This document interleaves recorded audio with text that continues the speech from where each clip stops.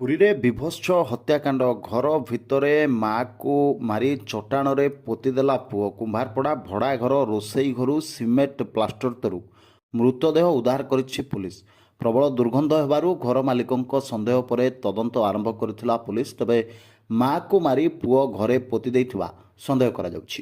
4 ମାସ ତଳେ ଉଭୟ ମା ପୁଅ ଆସି ଭଡ଼ାରେ ରହିଥିଲେ ବୋଲି ସୂଚନା ରହୁଛି। ତେବେ ଫେରାର ପୁଅକୁ ବର୍ତ୍ତମାନ ପୁଲିସ ଖୋଜିବା ଆରମ୍ଭ କରିଛି। ତେବେ ବର୍ତ୍ତମାନର ବଡ଼ ଖବର ରହୁଛି କୁମ୍ଭାରପଡ଼ାର ଏକ ଭଡ଼ା ଘରେ ରହୁଥିବା ମା ପୁଅଙ୍କ ମଧ୍ୟରୁ ମାଆକୁ ପୁଅ ଜୀବନରୁ ମାରିଦେଇ ସିମେଣ୍ଟ ପ୍ଲାଷ୍ଟର ତଳେ ପୋତି ଦେଇଥିବା ଅଭିଯୋଗ ଆସୁଛି। ତେବେ ପ୍ରବଳ ଦୁର୍ଗନ୍ଧ ହେବାରୁ ଘର ମାଲିକଙ୍କ ସନ୍ଦେହ ପରେ ତଦନ୍ତ ଆରମ୍ଭ କରିଥିଲା ପୁଲିସ।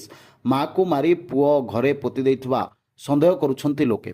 4 ମାସ ତଳେ ଉଭୟ ମା ପୁଅ ଆସି ଭଡ଼ାରେ ରହିଥିଲେ ବୋଲି ସୂଚନା ରହିଛି। ତେବେ ଫେରାର ପୁଅକୁ ବର୍ତ୍ତମାନ ପୁଲିସ ଖୋଜିବାକୁ ଆରମ୍ଭ କରିଛି।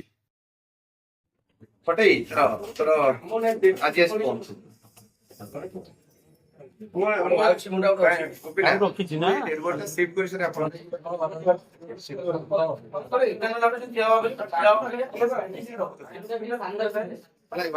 ରବି କାଗଜ